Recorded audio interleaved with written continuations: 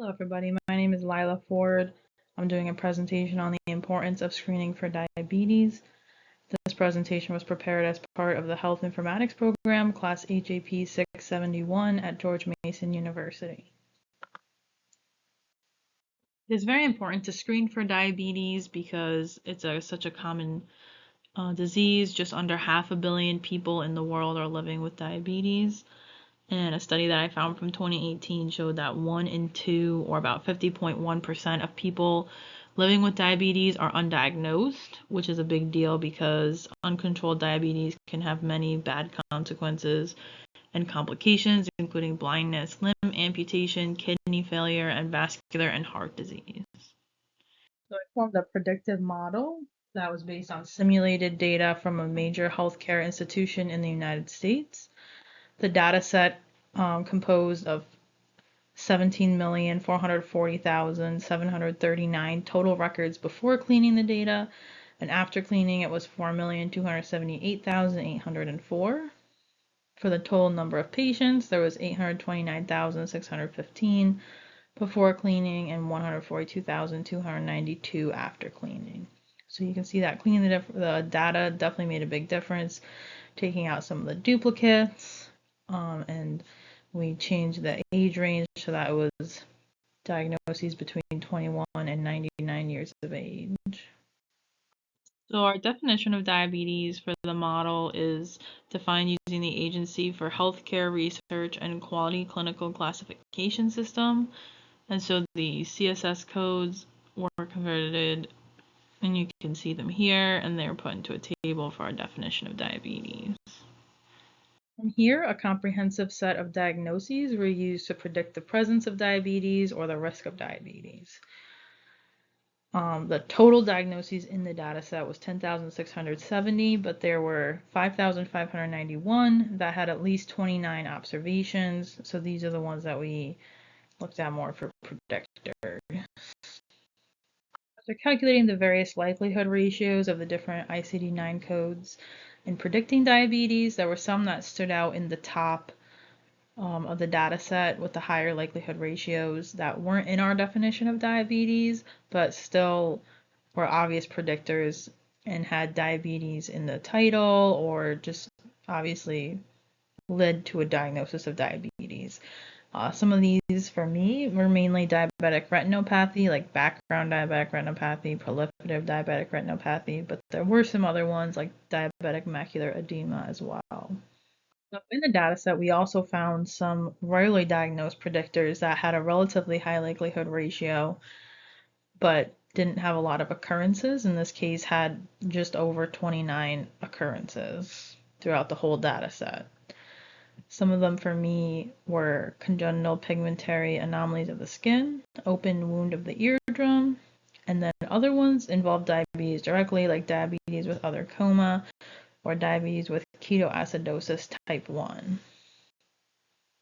There's also some that were unanticipated predictors. Those would be ones that, again, obviously weren't part of the diabetes definition, but also didn't have diabetes specifically in the name, or may not even be something that you typically would think of as being a predictor of diabetes. But it did show in the data set that they had a high likelihood ratio or a high chance of predicting that.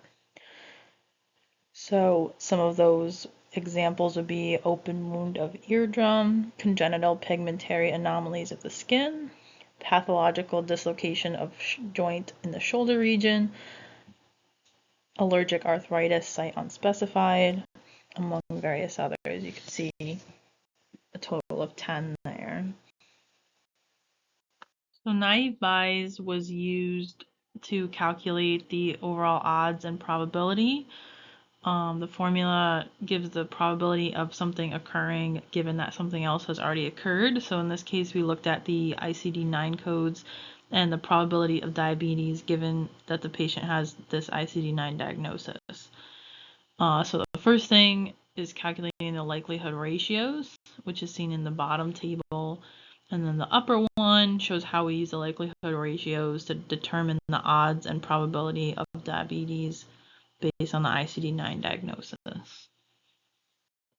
So once we have that information, the overall risk calculation for a patient can be predicted given their ICD-9 diagnoses. So this example looks at patient ID 3158. They have the diagnoses of 401.9, 250.00, 327.23, 465.9, and 493.92. So you take those likelihood ratios, multiply them together to find the odds, and then from there you would just divide the odds by itself plus 1 to get the probability. And so this person's probability is 1.42246814 times e to the negative 13th.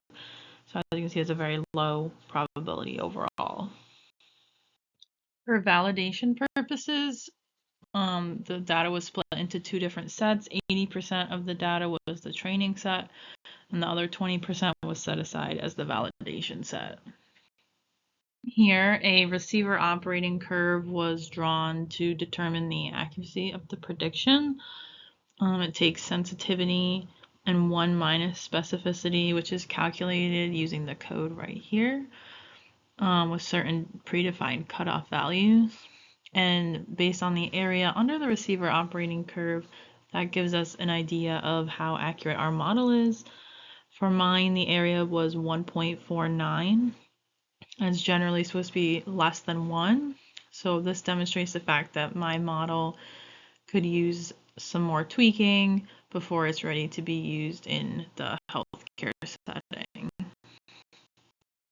So overall, this model may need some revision before being used to screen for diabetes, but it is very important to have these screenings, and EHR-based predictive models overall can lead to improvements in healthcare quality and decrease healthcare costs. So they can definitely be worthwhile, and diabetes is a very important disease that's becoming very, very common. So it would be good to have a predictive model for diabetes available. The end of my presentation. Thank you very much for watching.